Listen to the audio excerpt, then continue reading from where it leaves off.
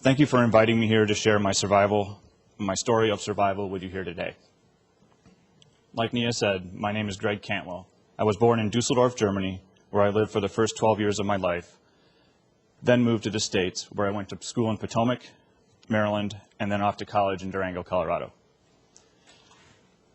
I moved to Hawaii in 1999 to continue my career with Continental Airlines. It was my dream just to be living in Hawaii. I was strong in good mental and physical condition. I lived in Hawaii for 5 years. Then in September of 2004, I was offered a job with Northwest Airlines, which would move me to Minneapolis, Minnesota. On October 28, 2004, my plane had just arrived in Minneapolis, where I would begin my new job with Northwest Airlines. I checked into my hotel, went out to eat, and went to sleep for what I thought would be a good night's sleep. At approximately 11:15 p.m., I awoke experiencing a grand mal seizure. I couldn't talk, was barely able to breathe, and was conscious but very confused. I was rushed to the emergency room where the doctors asked me all sorts of questions. The questions were easy, and I knew the answers to them, but I couldn't come up with them. I was scared. Why couldn't I answer these questions? But everyone else could.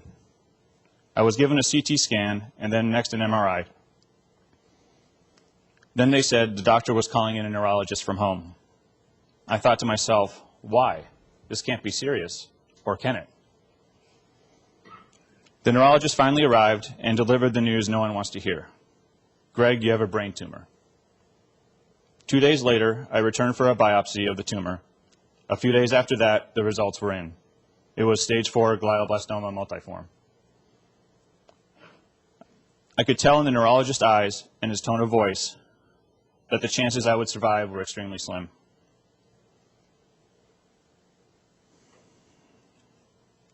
I thought to myself, did I hear him right? I have a brain tumor? Why me? That was the only time I ever felt sorry for myself. From that point on, I was positive and I knew I was going to beat this cancer, no matter what the statistics or the doctors said. My son was 1 year old at the time.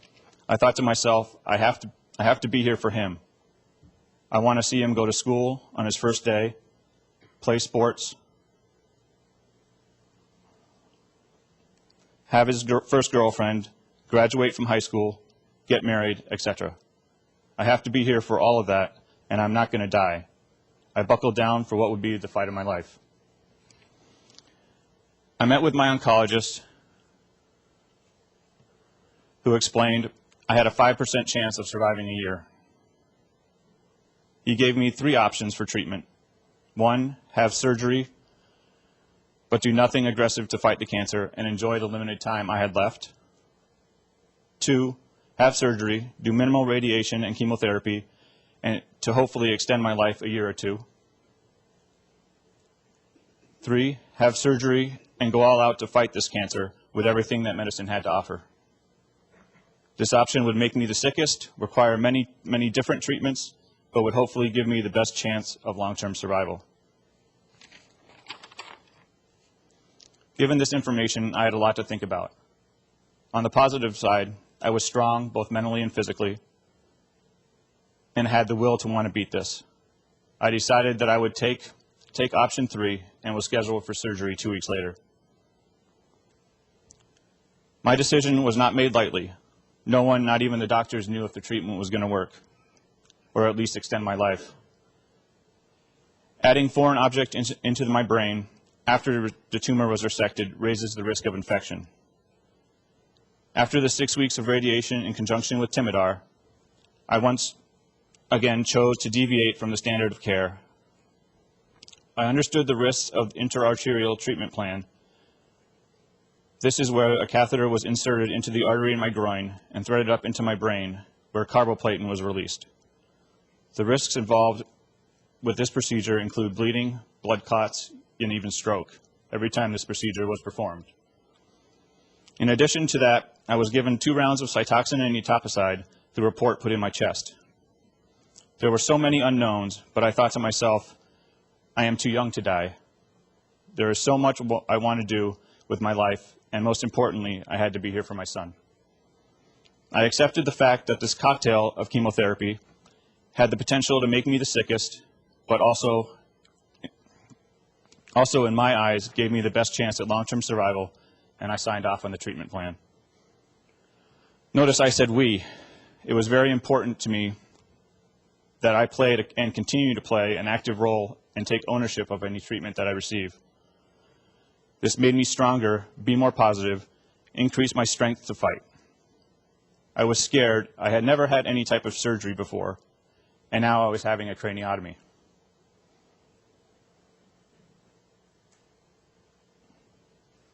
I had no clue what to expect. What would I feel like falling asleep? Would I have complications during surgery? How would I feel when I wake up? Would I remember anything? All these questions and uncertainties. The big day finally arrived. Scared and with tears in my eyes, my parents and friends said that they would see me when I got out of surgery, and I was wheeled down the hallway. I don't even remember getting to the operating room. I was told afterwards that the neurosurgeon told my family and friends that he didn't know what to expect, meaning would I be able to talk, feed myself, or even walk. I woke up in ICU and was told the surgery lasted 5 hours. The neurosurgeon came in and explained procedure. He implanted 5 gliadel wafers into the resected tumor site to release direct chemotherapy to the leftover cancer cells over a period of 2.5 weeks. After a brief recovery from surgery, I went through 6 weeks of radiation in combination with Timidar. Timidar is offered in IV form and oral form. My insurance, thank God, covered it in oral form. I believe that the oral form provides the patient a better quality of life because there is no need to go into the infusion center. You can take it at home in the comforts. You can take it in the comforts of your own home, and being in your own environment promotes healing. After I completed the 6 weeks of radiation therapy, I had a couple weeks rest before beginning my regular chemotherapy regimen. Over the next 12 months, I went into the hospital 3 consecutive nights each month, where I would receive 2 types of chemotherapy back-to-back, Cytoxan and etoposide. Then a rest period, then the same chemotherapy back-to-back again. The day before my release from the hospital, I went down to interventional radiology, where I would receive intra-arterial carboplatin. For the next 12 months, family members took turns flying in and staying 2 weeks at a time to take care of me. After the 12 chemo sessions, I was put on a watch-and-see status. Textbooks and statistics showed 100% chance that the tumor would grow back. Thank God, to this day it hasn't. Currently, I have MRIs every 4 months, and they have been clear. I sincerely believe that in addition to the treatments for glioblastoma which I received, having a positive attitude throughout my entire treatment, being strong, having a proactive doctor who thought outside of the box is why I am here today. As I think back over the years prior to my diagnosis, I remember having migraines, which started in high school and would happen 2 or 3 times a year, and they were extremely severe. I could tell that they were coming on because my tongue would go numb. Then starting with my fingertips, up my arm, my sight would go blurry, I couldn't stand to be in the light, and then I would start vomiting. I went to the doctor a number of times, never given a CT scan or MRI, and just prescribed Imitrex. No one knows, not even the doctors can determine how long the tumor had been there. I got remarried in 2009 to a wonderful woman who has firsthand experience dealing with a terminal illness. She herself has cystic fibrosis, has had a liver transplant, and has diabetes. We have a unique bond and take care of each other in addition to taking care of my 10-year-old son. It's been almost 10 years since my diagnosis. I have dedicated my life to helping those going through cancer or caring for someone going through cancer. There is so much that a person like myself can do to help. I have dedicated my life to helping and educating those going through similar diagnoses. I volunteer at a number of cancer centers throughout the United States. These cancer centers and foundations include MD Anderson, Cleveland Clinic, Children's Brain Tumor Foundation, and the National Brain Tumor Society.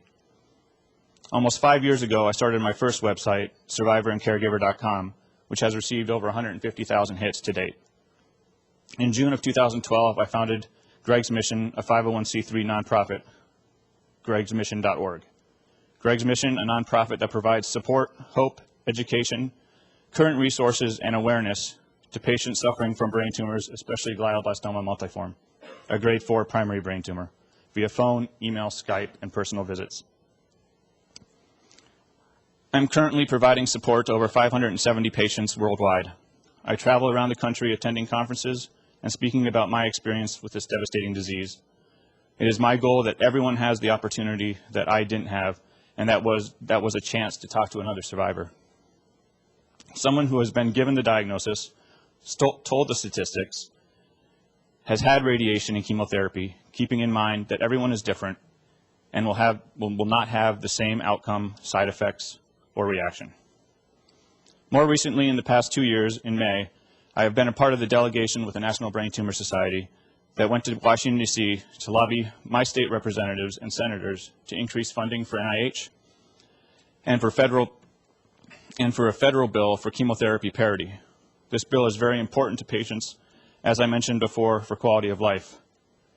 Currently, only about half of the states have their own bill, which makes the insurance companies cover both oral and IV Timidar the same.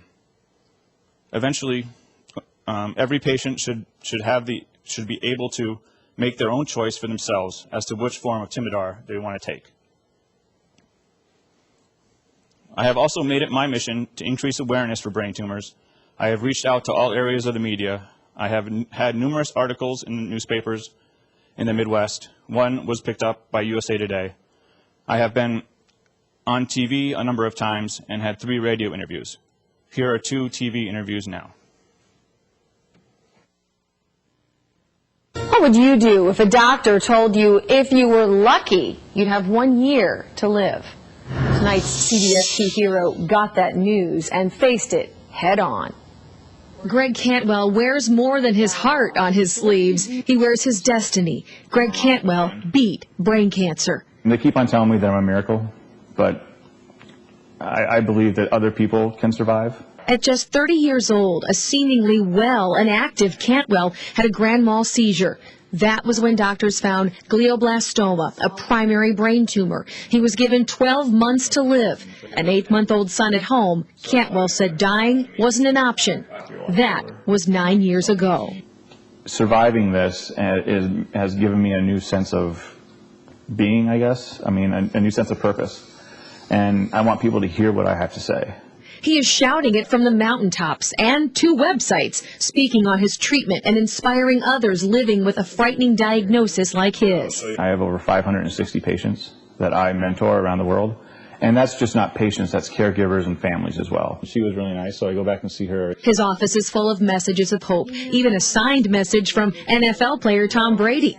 Hope he not only shares with others, but some that he clings to himself. The textbooks say there's a 100% chance his cancer will come back. The potential for bad news, he says, is actually a good thing. People go out of their house in the morning and get killed in a car accident. And they don't have a chance to hug their family or, say I love you to your wife or anything like that. I have that opportunity. I do it every single day because I don't know if my tumor is going to come back tomorrow. I mean, I'm gonna live every day to its fullest, and I'm going to have a good time, and I'm going to help as many people as I can. By the way, we've put a link to Greg's website on ours, cbs2iowa.com. He says he's on call 24/7. He's even known to attend doctor's appointments of patients who ask. Greg will be honored, as we mentioned, at the Freedom Festival Tribute to Heroes coming up on Thursday, June 27th.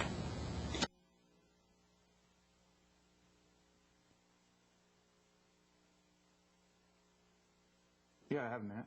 From inside his Coralville home, Greg Cantwell and his afternoon companion, Macy, are hard at work doing a job that doesn't pay the bills but provides a powerful service to people around the world. I have people in Greece, England, India, Africa. One of the things you have to do is you have to try to remain positive regardless of your situation. People facing the same struggles Greg has before. They called in a neurologist from home, and it was like midnight, after midnight. And so I thought to myself, well, why are they calling in somebody from home? There's absolutely no reason. I'm fine. And come to find out, I had a tumor in my head. In 2004, Greg Cantwell was given 1 year to live. You gotta learn to fight, and you gotta learn to do what you can to survive. And that's just what I did. Let's just say Greg isn't a believer in odds. That's why he's mentored roughly 500 people battling brain tumors. He never charges a dime. He hands out flyers and bracelets at conferences around the globe. 24 hours a day, he's available by phone, the internet, just about any line of communication, including his website, which is packed with powerful messages from those he's touched. You know what the prognosis is. And even though it may not be good, you have to live your life. You have the ability to hug your family, say I love you to your wife, create memories. Greg is an example of what it means to survive to so many. He literally wears it on his sleeves. His motivation, his wife, who he married in 2009, 5 years after being given 1 year to live. He's also a proud father of a 9-year-old son, a boy doctors once believed would never know his dad. Greg says he'll attend his wedding, even though doctors say there's a 100% chance his cancer will return. No. I mean, those are what the textbooks say. The textbooks need to be rewritten. And with his track record, I don't know how anyone can argue with that. Mark Carlson, KCRG TV9 News. This past spring, I had a public service announcement recorded by a professional studio, which I have played at minor league baseball teams and hockey games, and I'm looking to increase awareness throughout the Midwest. Here is the public service announcement. Hi, my name is Greg Cantwell. I was diagnosed with a glioblastoma, stage 4, cancerous brain tumor in 2004. My doctors gave me a year to live. Not knowing much about what my diagnosis meant, I set out to prove the doctors wrong. It has now been 9 years, and I feel great. Brain tumors strike men, women, and children of any race and age. Brain tumors are the second leading cause of cancer-related death in children under 20. Over 688,000 Americans are living with a primary brain tumor. Each year, over 66,000 people are diagnosed with a primary malignant or non-malignant tumor. More so than any other cancer, a brain tumor can have life-altering psychological, cognitive, behavioral, and physical effects. In 2012, I decided to give back to the community, and I started Greg's Mission, a 501c3 nonprofit. Greg's Mission provides support, hope, education, current resources, and awareness to patients suffering from brain tumors, especially glioblastoma multiforme, a grade 4 primary brain tumor, via phone, email, Skype, and personal visits. Currently, I support over 560 patients, families, and caregivers from right here in Iowa and around the country and world. Staying positive can be hard at times. You have to focus on what you believe your outcome will be. I'm going to kick cancer's butt. Stay strong, get rest when you need it, and call on your friends for support. To admit that you need help is not a sign of weakness. You are not a statistic. You should be treated as a patient, not as a diagnosis. So if you, a family member, friend, or loved one, receive the diagnosis of a brain tumor, remember that Greg's Mission is here to help you 24 hours a day, 7 days a week at gregsmission.org. I am here today because of advances in medicine and technology, which each and every one of you play an important role in getting to the public. In my research, I have found that out of 100 new medications brought to the FDA, only 2 or 3 actually make it through. This is a huge investment, not just in money, but in each of your time. I can only imagine how frustrating this must be. Let me, as a survivor, tell you that what you do does matter and does pay off in many ways that you may not always think about or see.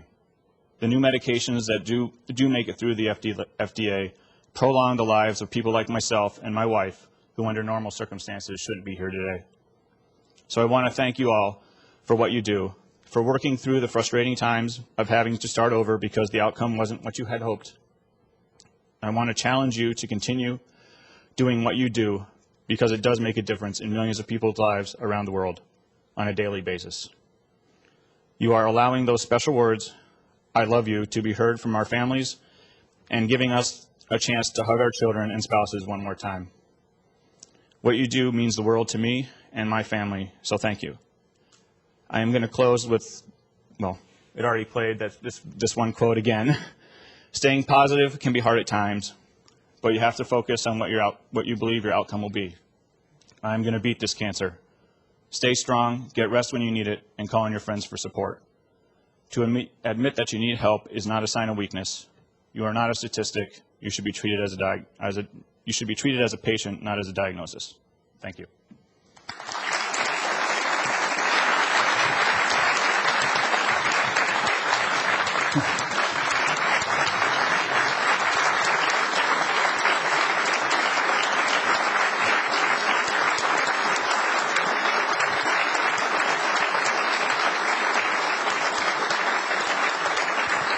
Thank you.